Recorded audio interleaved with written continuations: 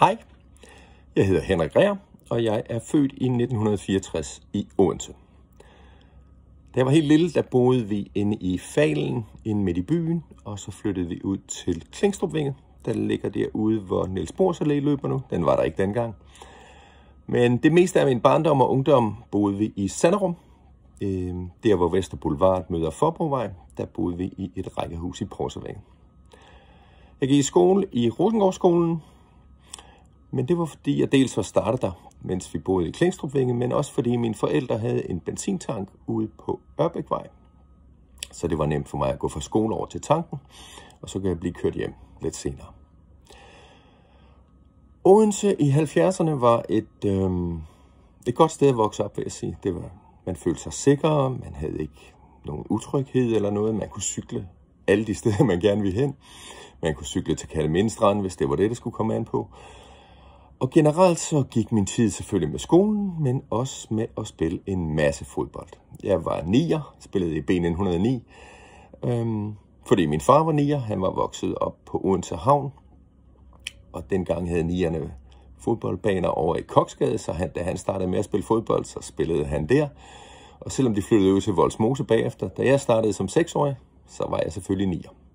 Boldklubben 1909, der spillede jeg i 13 år. Det gik der meget af min fritid med, vil jeg nok sige.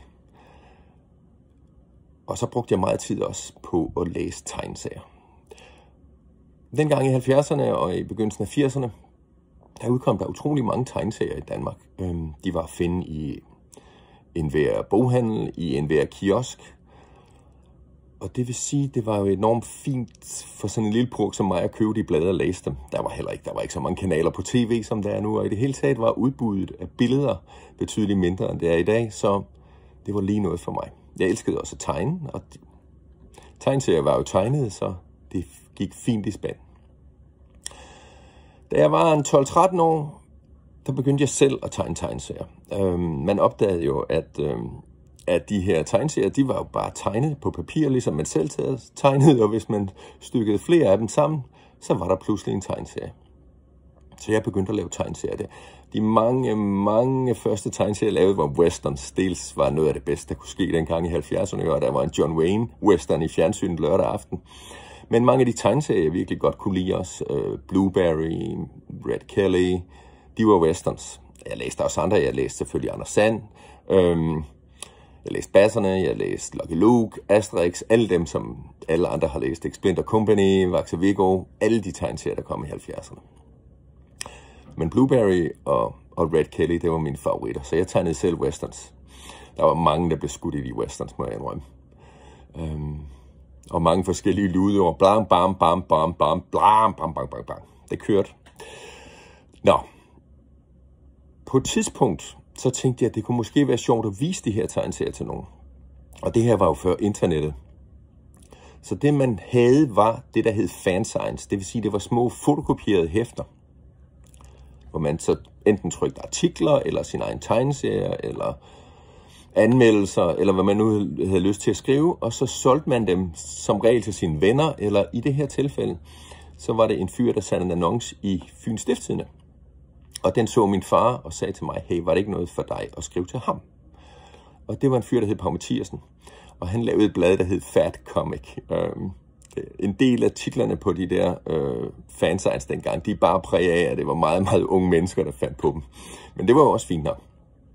Så jeg skrev til Pau, og han sendte mig et blad, og så sendte jeg ham nogle tegneserier tilbage, og dem trykte han. Og det var første gang, jeg fik trykt noget, fotokopieret noget.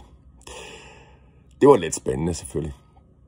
Og så blev jeg sådan involveret i hele den der fanzine-verden, og var med i nogle andre fanzines, og jeg kan ikke huske navnet på dem alle sammen. Danbro Comics, og ja, de havde alle sammen meget patriotiske tegneserienavn. Men på et tidspunkt, så var Pau, han boede i Nyborg, men han var inde i Odense for at lave et eller andet kopier, eller stencil, eller et eller andet inde på badstuen. I Overgade, det kunne man dengang. Og der løb han på en fyr, der hed Johnny Heinemann. Og Johnny Heinemann havde store ambitioner om at lave et kiosk-distribueret tegneserieblad, som kun skulle have danske tegneserier i det, men altså som skulle ud i samtlige kiosker i Danmark.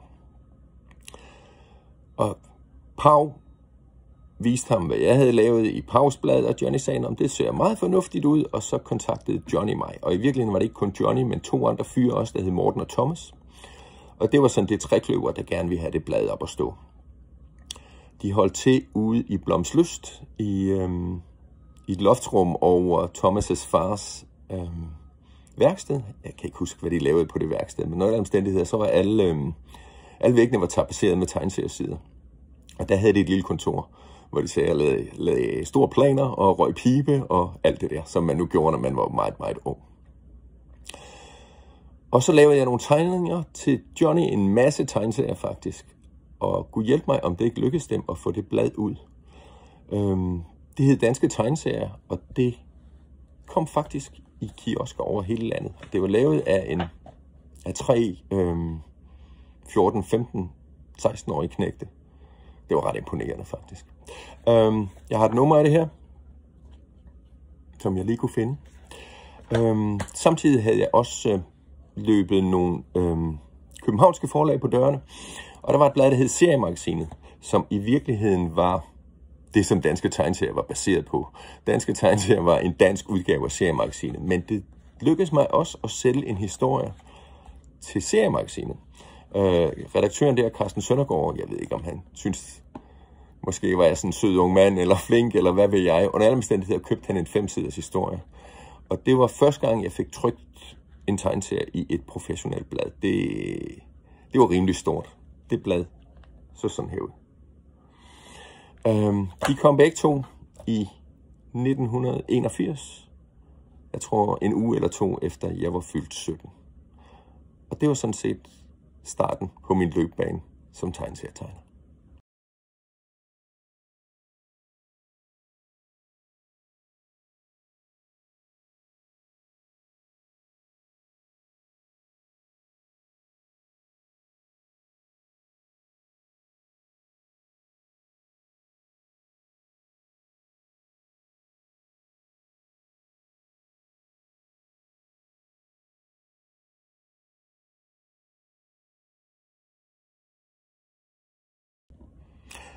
Danske Tegneserier gik desværre ind efter 5 numre. Det solgte åbenbart ikke nok, og det kostede jo mange penge at trykke og distribuere og alting.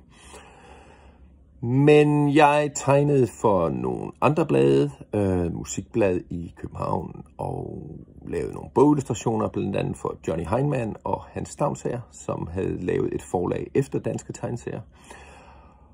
Og i 1984, der tog jeg ud og blaffe et halvt år i Sydeuropa. Og da jeg kom hjem, der lå der et brev til mig fra Morten Hesseldal. Han havde været ude at rejse et helt år i Sydamerika, og han havde ligget på en strand nede i Brasilien og fundet ud af, at når han kom hjem, så skulle han og jeg åbne en tegneseriebutik. Jeg kendte Morten fra Sankt Knuds Gymnasium, og han var også meget interesseret i populærkultur og i tegneserier, og vi gerne skrive dem, og vi havde lavet nogle kort tegneserier sammen, men nu var der altså det her brev.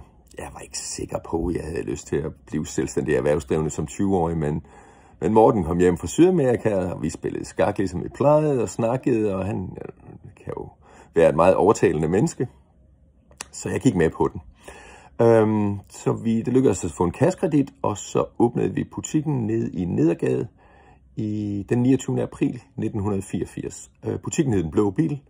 Den var opkaldt efter en tegneserie, som jeg havde lavet sammen med Hans Stavnsager, ham fra Danske Tegneserier, som jo er borgmester i Faaborg nu til dags. Men det er en anden historie. Dels var der en butik, men vi var også meget opsatte på at lave en tegnestue sammen med Morten. Vi gerne skrive tegneserier, jeg vil gerne tegne dem, og vi havde venner, der også tegnede: Thomas Hauge, Bjarne Hansen, Rune Fleischer, Bjørn Smalbro. Der var en del andre i miljøet, som var interesseret i at lave en tegnestue sammen med os. Så ude i baglokalet, så lavede vi simpelthen en tegnestue. Og det var et utroligt fedt miljø at være i. Altså, hvis man sagde til sine forældre som 17-årig eller 16-årig, at man havde egentlig tænkt sig at blive tegneserietegner her i livet, så kiggede de jo på en, som om man var rimelig tårlig. Og det var man sådan set også. Det skal ikke være for det, men det var jo ikke engang det, jeg gerne ville lave, ikke? Og det var heller ikke, fordi ens skolelærer, de syntes, det var en rigtig god idé, at man skulle blive professionel tegner. Der var ikke sådan lige nogen umiddelbare karrierebane, man bare kunne se, ligesom hvis man nu tog sig et andet job, men i den blå bil, der vil vi alle sammen gerne det samme. Vi vil alle sammen gerne tegne, vi vil alle sammen gerne lave tegneserier, vi vil alle sammen gerne lave kunst på en eller anden måde. Og det var en utrolig oase at være i som ung menneske, altså. Og så var vi også heldige nok til at få nogle opgaver, faktisk. Morten kendte Hanne Korsted, som var redaktør på Odense-Posten. Jeg ved ikke helt. Morten havde flere venner, der var journalister. Mik Vrå, som oversætter bøger nu til dag, så skriver dem også. Især de sidste par år har han skrevet en del romaner. Var journalist på Ekstrabladet dengang, men han havde været ven med Mortens storebror, Jens Fup. Da de var unge, de kom fra det samme kvarter ude i Dalum. Og Mik kendte vist Hanne, og Morten kendte Hanne igennem Mik, eller hvordan det var. Jeg kan ikke huske, hvordan det var. Under alle omstændigheder gik Morten op og snakkede med Hanne Korsted på Odense-Posten og sagde, var det ikke noget for jer at købe en børnetegneserie, som vi laver nede i den blå bil? Og det synes Hanne, det var måske en meget god idé. Så den skrev Morten, og så tegnede jeg den. Og den hed Julius. Den handlede om en lille dreng, som tog på eventyr med sin onkel. Den første gang, han var på eventyr, der tog han til Tågernes Dal. Og den lavede vi i et års tid, eller sådan noget, tror jeg. Og så blev den solgt til Ekstrabladet. Ekstrabladet var Danmarks største avis på det tidspunkt. Tegneserier var moderne og hotte, og de lavede simpelthen et tegneserietillæg til avisen hver lørdag. Og der slap Julius ind. Den var blevet solgt til Ekstrabladet igennem noget, der hedder Presseillustrationsbureau, som var et firma, der solgte avistegneserier til aviserne. I gamle dage, så var der sådan en side bag i avisen, ikke, med 10 tegneserier og striber, og det var sådan nogle som PIB, der solgte dem. Og vi var kommet i kontakt med PIB, fordi vi var kommet i kontakt med Carlsen i København. Carlsen havde købt et tegneseriealbum af Morten og den tegner, der hed Thomas Hauge, som Morten var i gang med at lave et album sammen med. Det hed Et spørgsmål om Wagner.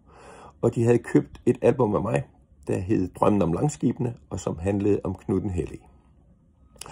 Og fordi at Morten var over til møde med dem og viste dem Julius, så sendte de Morten over til PIB, Presseillustrationsbureauet, og de sagde, det er lige noget for os, tror jeg. Den tror vi vil prøve at sælge, og den solgte de til Ekstrabladet. Så da jeg var 22 år, så havde jeg pludselig en tegneserie i Danmarks største avis en gang om ugen. Det var sjovt. Omkring Knud den Hellige, så havde jeg haft et møde med Carlsen Comics noget tid før, og de havde spurgt, om jeg havde nogle idéer til en album-tegneserie. Og først havde jeg vist dem noget H.C. Andersen, som jeg havde overvejet at lave, og det ved de synes egentlig, det så meget fornuftigt ud, men der var alt for meget H.C. Andersen allerede, synes de, og om jeg ikke kunne finde på noget andet. Og så sagde jeg til dem, jeg havde en idé om at lave en tegneserie om Knud den Hellige, som ligger begravet i Domkirken i Odense. Det var egentlig blevet inspireret til af et skolebesøg en del år før, hvor vi var nede i krypten og se Knuds knogler og Benedikt, hans bror, og det der maleri, som hang på væggen dengang, tror jeg, hvor Knud beder, imens de kommer alle sammen for at slå ham ihjel, og Benedikt prøver at redde ham, og det virker utroligt dramatisk og spændende, og det synes Carlsen Comics egentlig også. Så de tog den. Så da Julius begyndte at køre i Ekstrabladet, så var jeg faktisk under kontrakt også med Carlsen Comics i København på at lave det album, og det udkom 9 måneder efter, tror jeg, at Julius var begyndt i Ekstrabladet.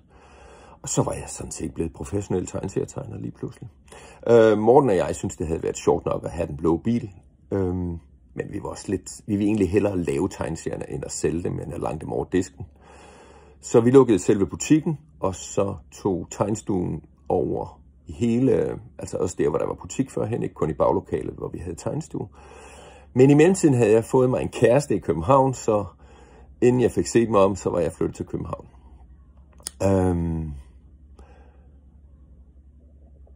Og der sad jeg i en anden tegnestue med nogle københavnske tegnere, der hed Pinligt Selskab. Det var et lidt sjovt navn, men det var fordi, at de havde haft en anden tegnestue tidligere. Og da de havde åbningsreception på den tegnestue, der var der kommet en eller anden fuld mand, og havde været enormt uforskammet, Og vi er ikke gode igen og blev ved med at drikke de øl, de havde reserveret til dem, der kom til receptionen. Og de blev enige om bagefter, at han nok kom fra et selskab, der hed Pinligt Selskab, hvor man kunne ringe og lege en person, hvis man gerne ville have, at der skulle komme nogen og ødelægge ens fest. Men vi tænkte, havde måske ikke så meget lyst til at ringe og få nogen til at komme og ødelægge en fest, men det var et glimrende navn til en tegnestue. Så det kaldte vi vores tegnestue dengang, i 1987. Den eksisterer stadig, selvom jeg tror, der ikke er nogen af de oprindelige, der er med i den længere.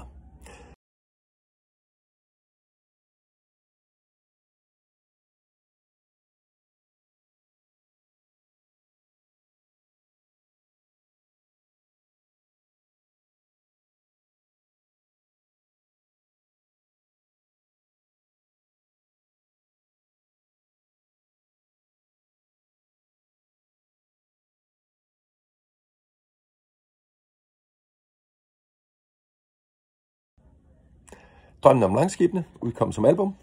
Den så sådan her ud. Og Julius, som gik i Ekstrabladet, udkom også i album. Den kom faktisk 2 albums, men det første af dem er det her. Så var jeg sådan set i gang. Morten og jeg lavede 2 historier til Ekstrabladet om Julius. Den første, Tårernes Dal, den anden hed Sørøver Skummelskræks Skat. Og siden det så ud som om, der var bid i børnetegneserier, og i øvrigt mægtig godt kunne lide at lave dem, så lavede jeg en anden en, som jeg selv skrev, der hed Kviklife, og som jeg solgte til Jyllandsposten. Den kørte så i Jyllandsposten. Og på et tidspunkt, så blev jeg tilbudt af PEB, dem der solgte tegneserier til aviserne, og lave den tegneserie, der hedder Ferdinand. Ferdinand var startet i 1937 af en dansker fra Skive, Henning Dahl Mikkelsen. Han underskrev sig Mik, hvis man har læst serien på et tidspunkt. Og han flyttede til USA i 40'erne, og Ferdinand blev faktisk en verdensomspændende succes. Det var en pantomime-tegneserie, og det vil sige, at den behøvede ikke at blive oversat, og det gjorde den lidt nemmere at sælge internationalt. Så Dahl Mikkelsen lavede den i mange år, og så gik han af med pension, og den blev overtaget af hans assistent, en amerikaner, der hed Al Plastino. Og han skulle til at gå af med pension der i 1988, og PB tænkte så, at de måske ville tilbyde den til mig, hvis jeg havde lyst. Og det havde jeg sådan set. Det der er med en dagstribe er jo, at den er fast arbejde. Den kører i avisen hver dag. Og medmindre den bliver opsagt, men Ferdinand kørte i over 100 aviser, så selvom der røg en enkelt af dem af vognen, så vil den jo stadigvæk køre og stadigvæk skulle tegnes, så det job tog jeg. Den dagstrib tegnede jeg i 18 år. Og det gjorde blandt andet, at det ikke var så svært for mig at flytte til USA, da jeg på et tidspunkt fik en kæreste i New York. Så i 1992, så flyttede jeg til New York, og der har jeg stort set boet siden, bortset fra 2 år i Toronto i Canada midt i 90'erne. Men det var, hvad det var. Ferdinand var altiders job på den led. På et tidspunkt blev jeg spurgt, om jeg kunne være interesseret i at tegne Rasmus Klump også. Per Sanderhage, som var redaktør på Ferdinand, og som også oprindeligt var redaktør på Julius, han havde skrevet en masse Rasmus Klump, efter at Wilhelm Hansen og Carla, hans kone, var holdt op med at lave striben. Og nu havde han nogle børnebøger, han skulle have illustreret, og han tænkte, det kunne jeg måske godt finde ud af, så derfor spurgte han mig. Og så begyndte jeg sådan lidt langsomt med en støt og tegne Rasmus Klump. Først lavede jeg nogle små bøger, og på et tidspunkt så købte Egmont Rasmus Klump. Og de vil gerne lancere den ret stort, og der blev jeg sådan set bedt om at komme ind og hvad skal man sige, gå over hele universet grafisk og lave nye model sheets, så andre tegnere kunne arbejde på den også. Og jeg lavede en mylderbog for Per med 12 kæmpe tegninger fuld af detaljer, og arbejdede ellers i mange, mange år på Rasmus Klump og lavede meget, og gør det stadigvæk en gang imellem. Nu her, jeg kan vide, hvor mange år der er gået siden. Det begynder også at nærme sig de 18 år, tror jeg. Tiden flyver. Jeg blev også spurgt, om jeg havde lyst til at tegne basserne på et tidspunkt. Ferdinand, jeg tegnede den i 18 år, ikke? Og langsomt faldt forskellige aviser fra, og til sidst kunne det simpelthen ikke betale sig at lave den, så altså at få den nytegnet og betale mig for at tegne en ny stribe hver dag. Så den overgik til det, der hedder arkivserie. Det vil sige, at man i stedet for at trykke nye striber, så trykker man nogle af de gamle. Og det ved aviserne godt, og det er fint nok. Men det betød jo, at jeg havde plads i min arbejdskalender, og man ledte nemlig efter en tegner, der kunne hjælpe med at tegne basserne. Basserne er en amerikansk avisstrib, som er en af de mest succesfulde avisstriber nogensinde. Den kører stadigvæk i 1400 aviser, tror jeg, verden over. Men der var også et dansk Basserne-blad, og det er muligvis det, mange danskere har læst, ikke? Der dels havde Basserne, men også havde en masse andre tegneserier, Legionen og masser af Misse og Pondus, og det blad kører stadigvæk også. Og problemet er, at man ikke fik nok materiale ud af den daglige stribe til at kunne fylde alt det Basserne-materiale, man havde brug for i bladet. Altså af den daglige stribe får man 2,5 sider om ugen, og bladet kom hver 14 dage, og man skulle bruge flere end 5 sider. Så derfor så spurgte man mig, om jeg kunne tænke mig at tegne nogle ekstra sider til Basserne-bladet. Det kunne jeg godt.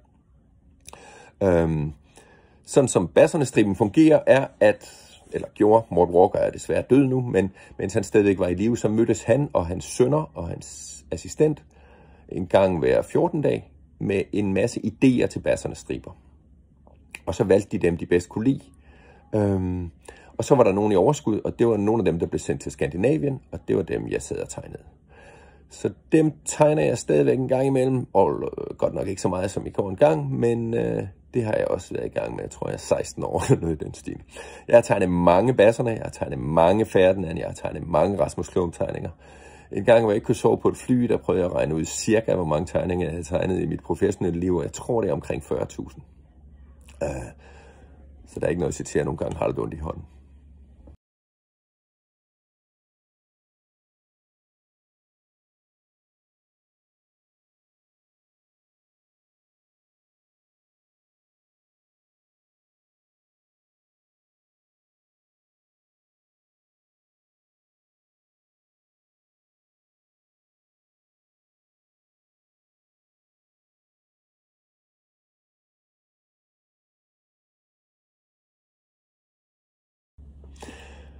Udover drømmen om langskibene og Julius og Quicklife og Ferdinand og Basserne og Rasmus Klump, så har jeg også tegnet en masse enkeltstående tegneseriealbums.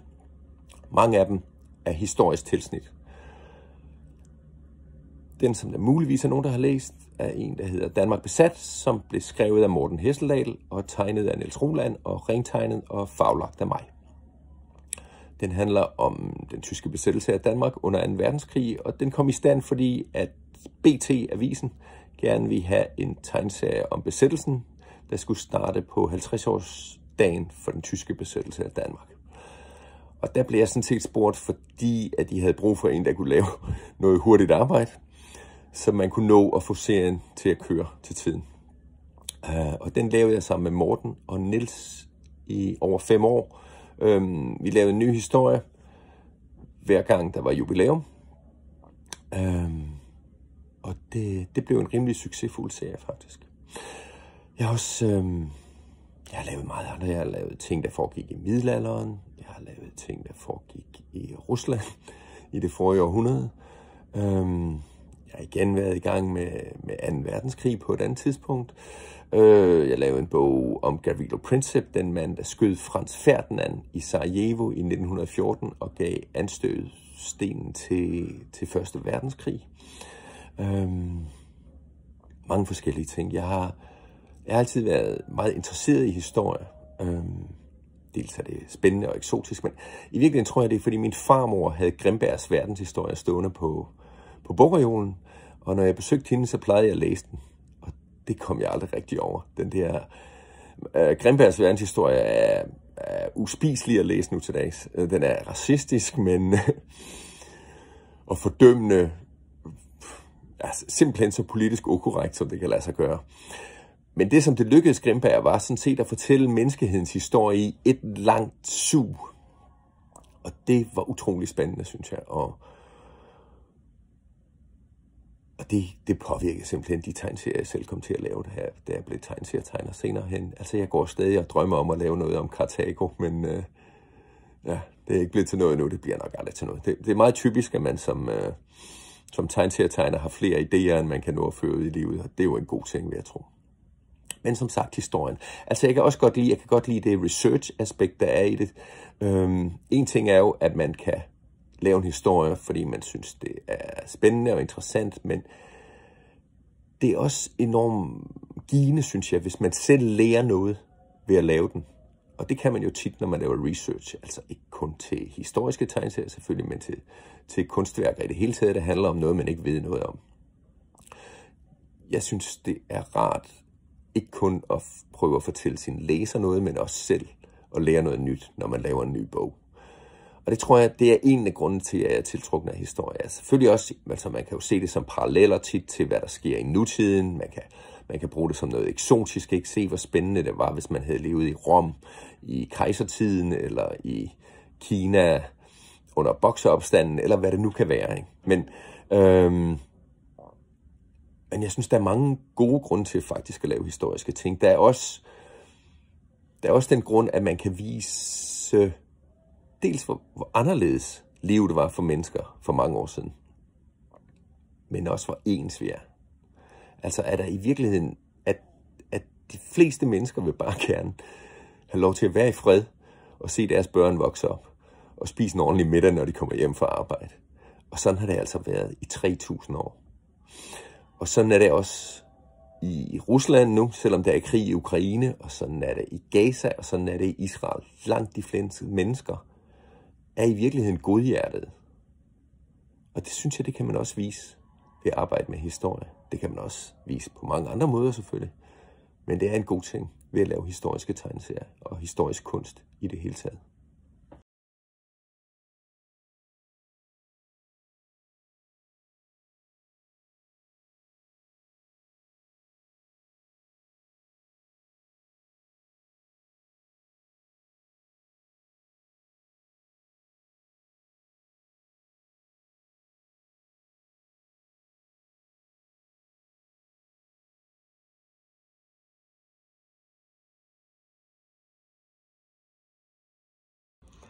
Hej, jeg hedder Henrik Reher, og jeg er tegneserietegner. Jeg er blevet bedt om at fortælle lidt om, hvordan man laver en tegneserie, eller det jeg kan gøre, det er at fortælle om, hvordan jeg laver tegneserier, for der er nemlig mange forskellige måder at gøre det på. Jeg vil fortælle om, hvordan jeg har lavet den her. Den hedder Quick Life, en røverhistorie. Mest fordi jeg kan huske, hvordan jeg fik idéen. Fordi det er nemlig det vigtigste ved at lave en ny tegneserie, en bog. Det er jo at få en idé til den. Og lige i det her tilfælde, der havde jeg allerede lavet en historie i den samme serie. Det er den her, den hedder Quick Life Heksens Bybud. Det handler ikke så underligt om en ung mand i sådan et eventyrmiljø, middelaldermiljø, der er bybud for en heks. Og da jeg havde lavet den færdig, så var jeg egentlig lidt træt og trængte til ferie, så derfor så tog jeg til Spanien. Og der var jeg blandt andet i den by, der hedder Alicante. Og i Alicante, hvis man ligger ned på stranden og kigger op på himlen, så ligger der en gammel borg. Og den kan man gå op til, og det tænkte jeg, Henrik, der bliver du nødt til at gå op. Og så gik jeg lidt rundt derop, og så tænkte jeg jo på den her Quick Life-historie, som jeg allerede havde lavet færdig, og tænkte, måske skulle man lave en toer, og måske kunne man have sådan en borg som den her, hvor der var nogen, der slæbte et spøgelse rundt på murene om natten. Så skulle jeg selvfølgelig finde ud af, hvorfor. Jeg skulle finde ud af, hvordan jeg kunne få min hovedperson Quicklime blandet ind i det. Og sådan var der så meget. Men det var ideen faktisk. Og på vej hjem i toget, så skrev jeg det, der hedder det første udkast. Det vil sige sådan nogle løse idéer om, hvad det kunne blive til. I gamle dage, der havde jeg altid en notesbog på mig, hvis jeg fik idéer til et eller andet, som jeg kunne skrive dem ned. Nu til dags skriver jeg dem selvfølgelig bare ind på min telefon. Men i det hele taget, hvis man gerne vil skrive historier, og kan han vil huske sine idéer, når man har fået dem, så er det en god idé at skrive dem ned. På telefonen, på en notesbog, på bagsiden af en kartoffel, det er ligegyldigt, så længe man bare skriver dem ned. Nå. Jeg kom hjem til Danmark og hjem til tegnestuen igen, og så gør man det, at man skriver det, der hedder en synopsis. Det vil sige, det er en hurtig gennemgang af historien. Selvfølgelig skal man først finde på det hele, det tager lidt tid. Man må lige tænke sig om, man får nogle idéer, som man kan bruge til historien, man får nogle andre idéer, som man måske synes var meget gode, men som man bliver nødt til ikke at tage med i historien, fordi det ikke passer, ind i plottet, eller i det, man gerne vil fortælle med sin historie, eller hvad det nu kan være. Men under alle omstændigheder, så skal man overhovedet ikke føle sig forpligtet til at bruge alle idéerne, især ikke, hvis de passer. Der er noget, der hedder Kill Your Darlings. Det betyder, at den her scene, som man utrolig gerne vil være med i sin historie, den passer altså ikke, og derfor ryger den. Okay. Men når man synes, man har fået historien på plads, så sætter man sig ned, og så skriver man det, der hedder en synopsis. Og det er en hurtig, kort gennemgang af, hvad der rent faktisk sker i historien. Det vil sige, at man skriver ikke dialog, man skriver ikke noget om, hvad farve hat folk har på, eller hvor de er født, eller noget som helst. Men simpelthen bare det og det og det og det og det sker. Fordi den synopsis giver en overblik over historien. Ikke kun giver den en selv et overblik, men man kan vise det til sin redaktør også, man kan vise det til nogle af sine gode venner, og de kan komme med feedback og sige, det er godt det her, men ved du hvad, hvorfor gør de det der en tredjedel ind i historien? Det er jo fuldstændig ulogisk, og det passer ikke med resten. Og det er ikke altid, man lige opdager det selv, så derfor kan det være fint at få noget feedback på sin oprindelige idé til historien og på sin synopsis. Fordi hvis man laver hele historien færdig, og så opdager, at der er ting, der ikke fungerer, så er der jo meget, der skal laves om. Men en synopsis er simpelthen planen for, hvordan det hele skal løbe af stablen, ikke? Og derfor er det smart at skrive sådan en først. Når man er glad for den det er sådan en ryger tit et par gange igennem maskinen. Altså først så bliver den skrevet om, og så er der feedback fra redaktøren, og så bliver den skrevet om igen. Og jeg tror aldrig, jeg har skrevet en synopsis, der ikke blev skrevet om et par gange. Eller skrevet igennem, som det hedder. Altså den bliver jo ikke fuldstændig skrevet om, vel, men den bliver justeret. Når den så er færdig, så skriver man selve manuskriptet. Og jeg kan godt lide at skrive dem også bare på computeren eller i gamle dage på en skrivemaskine, men nogle gange har jeg også gjort noget andet, nemlig at tegne manuskriptet. Det vil sige, at jeg skriver dialogen, men der er ikke nogen beskrivelser til, hvad der skal være i billederne. Dem tegner jeg i stedet for, på sådan en side som den her. Det her er simpelthen et tegnet manuskript til en side i historien. Og der kan man så tegne manuskriptet til hele historien, ikke? Man kan finde ud af, om det her billede skal være større end de andre billeder, og måske nogle gange skal man bruge en halv side, nogle gange skal man have 12 billeder på en side. Og det giver sådan hele rytmen i historien, det giver hele fornemmelsen af, hvordan den kommer til at være visuel, uden at man har lavet alle billederne og tegnet dem helt færdige. Fordi på den måde kan man for det første også selv sætte sig ned og læse hele historien, som om den var færdig. Men man får den samme, overfladiske oplevelse af, om den hænger sammen, om det måske var der noget af dialogen, der halter lidt og sådan noget. Det kan godt betale sig at læse dialogen højt for sig selv også. Det nogle gange kan man høre, at det lyder altså ikke ordentligt, når man læser det højt. Og det er ikke altid, man lige kan se det på papiret, synes jeg. Men under alle omstændigheder, man laver hele historien på den måde, fordi igen, den kan man vise til sin redaktør, den kan man vise til sine venner, den kan man vise til sine tegnstuekolleger, eller til sin kone, eller sin mand, eller hvad det nu kan være, og få noget feedback. Fordi når man har besluttet sig til, at nu er manuskriptet færdigt, både et tegnet manuskript og et skrevet manuskript ryger flere gange igennem maskinen også. Altså jeg skriver som regel mine manuskripter igennem 3 gange. Og så bliver de egentlig også skrevet igennem en gang til, når jeg sætter mig ned og tegner dem. Fordi nogle gange opdager jeg, at den her taleboble har jeg ikke brug for, eller jeg har brug for nogle flere billeder her til at beskrive nogle ting, eller i stedet for at have dem sige en hel masse i den her scene, så skulle de måske bare kigge på hinanden. Så i virkeligheden ryger den igennem maskinen en gang til, når man sætter sig ned og tegner dem. Og der tegner man først skitser. Der er et skitse til den samme side her. Jeg ved ikke, om man kan huske, hvordan den så ud, men ellers kan jeg lige stikke den op her. Se, her er manuskriptskitsen. I kan se, at den er tegnet meget, meget hurtigt. Her har jeg prøvet at tegne det lidt pænere. Lidt bedre, få fylde i figurerne og sådan noget, ikke? Og det er så skitsen, der er færdig. Så kan man nemlig også se, hvor meget teksten kommer til at fylde. Og det er meget rart, når man skal lave talebobler. Det er jo ærgerligt, hvis man har lavet en taleboble. Og det så viser sig, at der slet ikke er plads nok til al den tekst, man havde tænkt sig i. Okay, skitsen er færdig. Den tegner jeg med en ganske almindelig stiftblyant som regel. Nogle gange også med en lidt tykkere blyant. Den kan være meget god til nogle hurtige skitser eller hurtige skygger og sådan noget også. Men primært med en stiftblyant. Og så, hvis man er den type, der nogle gange tegner forkert, det er jeg, så er det godt at have et vis glæde også. Så er skitsen færdig. Og på den her bog, der lavede jeg det, der hedder full color. Det vil sige, at man farvelægger og tuscher på den samme side.